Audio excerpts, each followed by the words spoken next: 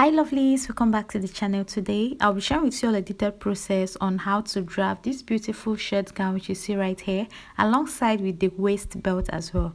So it has this pleats attached to this shirt gown at the lower part, which has these blueprints, and for the upper part you can see right here I'm here to fix my buttons to it, so I had to use my office pin to bring this together before I fix my button. So if this really sounds like something I'm really interested in learning how to do, please continue watching. Trust me, this tutorial is never going to be a regret to you, and without much ado I'll just get started with what we have for today. So right now I've assembled all my working materials, and the first on the list I have right here is my belt head, which I got from the market. It's so fanciful, and that was the number one thing that attracted me to it, and it is square in shape. I'll be getting rid of that long stuff right there by the time I'm about to fix my belt, and that is just that. So for this my fabric, I actually worked with 2.5 yards, and it has a black background, then it has a blue, orange and yellow prints on it. So while I was cutting, I was so particular with the placement of this my prints I have on this fabric, because I wanted it to be at strategic places so that by the end of the day I can have a very unique and wonderful combination, which I actually achieved at the end of the day while I was done drafting. So now I started off by folding my fabric. So before I fold my fabric, I have to divide the largest part of my body by 4. So the largest part I had at this point was the hip circumference, so I divided it by 4, so I got 9.5 inches right there. So I'll add 3 inches extra to that 9.5 inches I already have. So altogether I have 12.5 inches. So what I'm trying to achieve now on fold is 12.5 inches.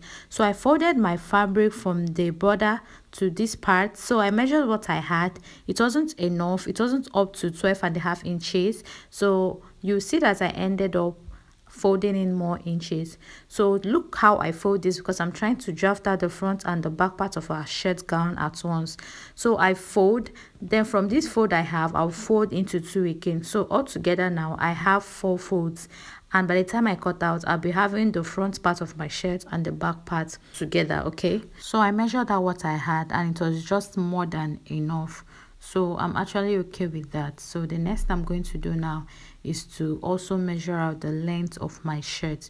So remember that we have this joining at the lower part of this shirt, right, which is the part that was pleated. So it's all about choice to decide where you want this gown to stop first before you now have your joints for your pleats. Okay, so from my shoulder I measured down 34 inches.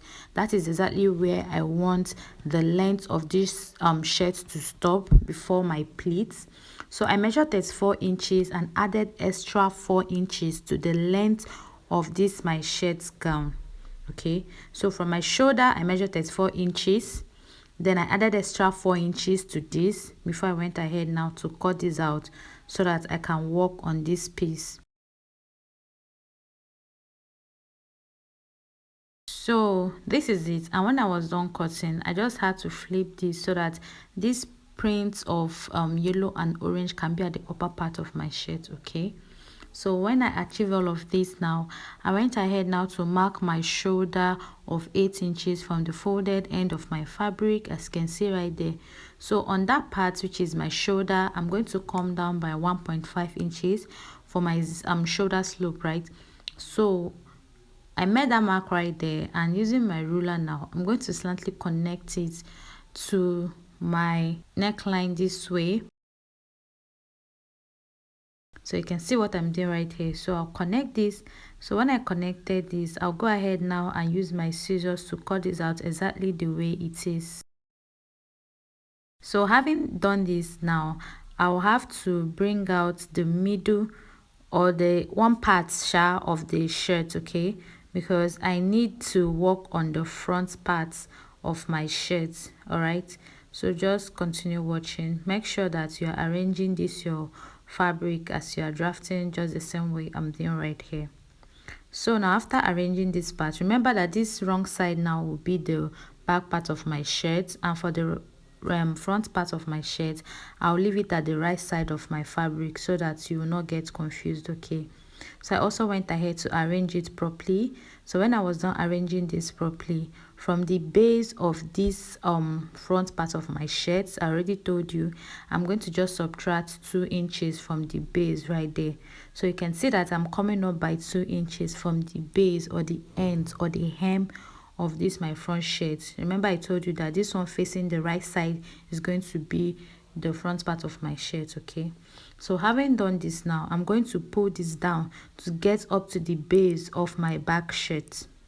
Okay, so the front part of my shirt now is placed at the back part of my shirt. Okay, so I'll pull this down, I'll drag it down this way to get up to the ends of my back shirt so that it can align at the base, and I went ahead now to pin.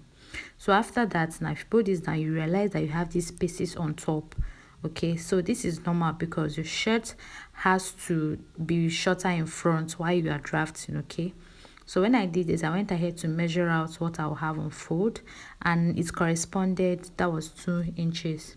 So now I'm going to get my shoulder measurement right here of 8 inches, which I marked right there, and from there I came down by 7 inches. Please, this 7 inches, I came down by 7 inches on the front part of my shirt. Okay, so I didn't start marking my armhole length from the back, from the front. 7 inches, you can see right there.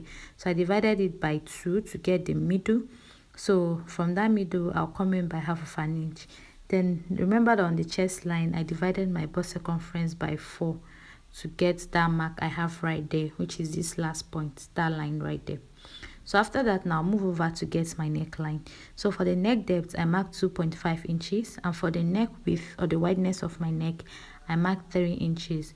So this mark is only for the front part of my shirt. Okay, I've not yet gotten to the back part. All right, so I created my neckline. So I also placed my tape on the front part of my shirt. I got my half length of 16 inches. Then from 16 inches, I counted 8 inches downward, which is my hip length. So some people actually have their hip length as 9 inches, some 8 inches, depends on your height. Okay, so I went ahead now to rule out these lines. So now on that's my waist line, I divided my waist circumference by 4 and added 2 inches extra, both for stitching allowance and for every other thing. Then on the hip line, I divided my hip circumference by 4 and I added 2 inches extra. So this is all I have. Then I'll move over to my chest line. From that point I had right there, which was the quarter of my bust circumference, I added extra 2 inches. Now that I'm done marking all these, I'll go ahead now and connect all of these points I've made so far. Okay, so now I'm going to extend it all the way to the ends or the base or the hem of this my gown. So you just have to subtract 1.5 inches from what you have on your hip circumference.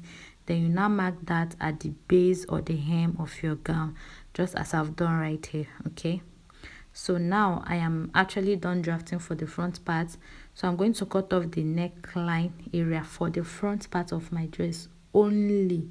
Okay, so when I'm done cutting out for the neckline, I went ahead now to bring down this back part of my shirt to make sure that it rests on top of the shoulder of this my front shirt. So from that neck width, I made a notch on that fold I have right there from the back part of my shirt. Then on that folded edge at the other side, I also made a notch right there, so you can see. So I'm trying to cut out my neckline for our back shirt. Okay, so having done that, now you can see what I have. So I'll now use my chalk to highlight that my neckline before I'll now go ahead to cut this out. So this one now is our back neckline, so you can see it. So I'll go ahead now to also cut out for the armhole and also the sides of our shirt gown. Sorry.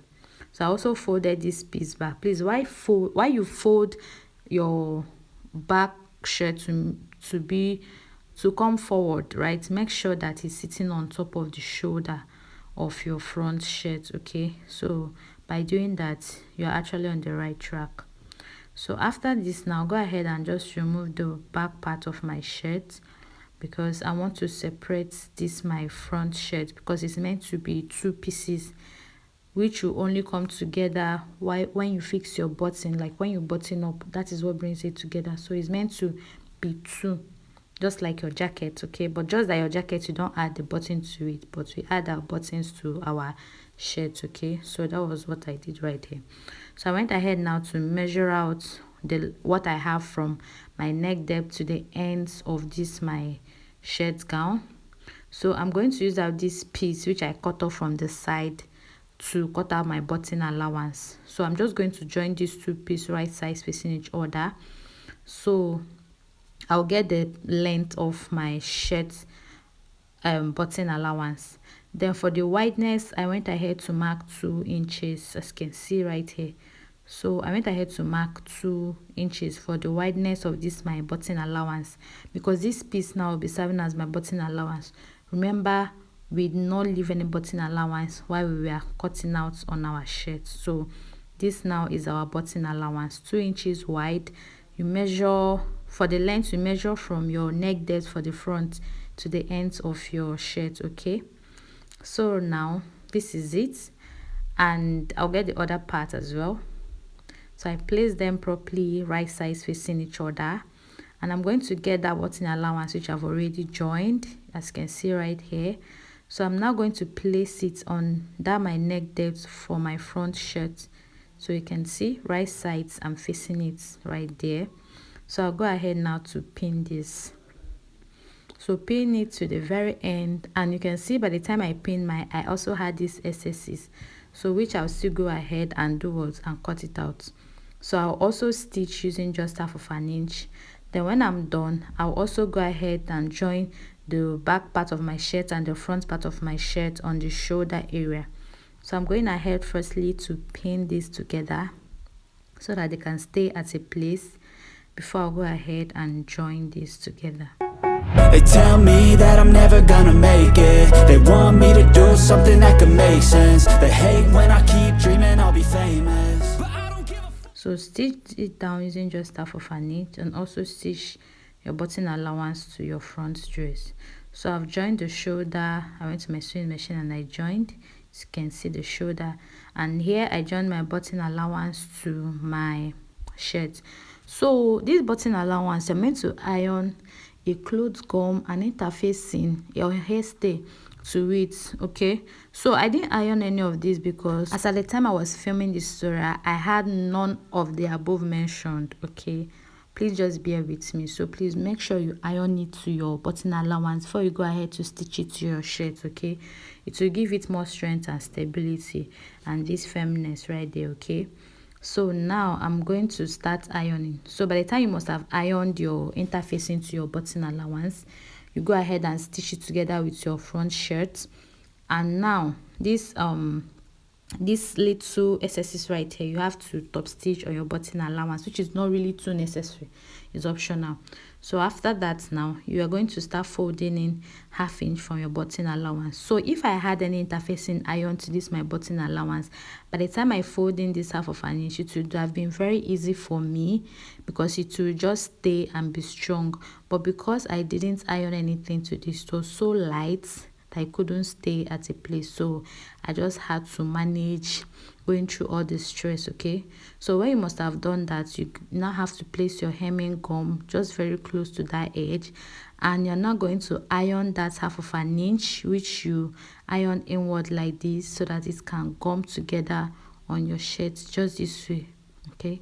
So go ahead and do that for the two parts of your buttons of your button allowance, and at the end of the day, this is what I had. So you can see how nice it's already looking. So after this, now you can see the neat outcome I have. So some people prefer stitching down their button allowance to using a hemming gum, but for me I prefer a hemming gum because I don't like too much lines on my button allowance. So I flip this to the wrong side now of my fabric so that I can start joining the sides of this my shirt. So I'll make sure I arrange this properly to align on the armhole area, and by the time I'm done, I'm going to start marking 1 inch for my joining allowance. So when you turn this to align on your armhole area, you realize that the back part of your shirt on the shoulder like came forward to the front part of your shirt is 100% normal and very accurate, okay? So after that, now go ahead to mark my stitching allowance of 1 inch, which I will now join at the sides.